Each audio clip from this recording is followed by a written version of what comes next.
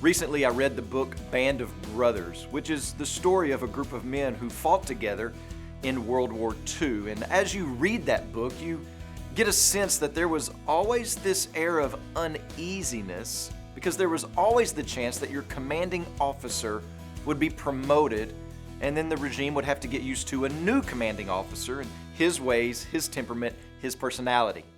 So you finally get used to someone, and then, well, they're gone, and a replacement is sent in.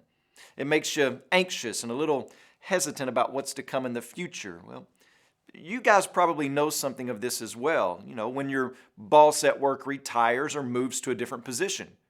Some of you know what it's like in the church arena when a pastor leaves and then another pastor is coming in.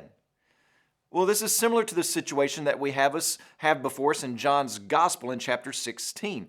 Jesus is preparing his disciples for a major change.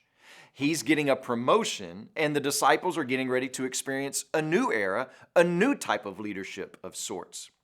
It's new in the sense that Jesus will not be there physically, but the Holy Spirit will indwell them. It's not new in the sense of a different personality who will have a different agenda. The Trinity is always united in purpose and aim, and Jesus makes this clear earlier in the chapter whenever he says that the Holy Spirit will speak what he hears from him, and Jesus speaks what he hears from the Father. But Jesus is getting them ready for what life looks like in this new era.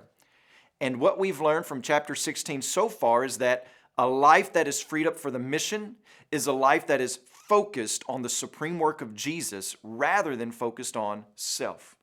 A life that is freed up for the mission is a life that relies on the ongoing work of the Spirit. And a life that is freed up for the mission is a life that experiences indestructible joy.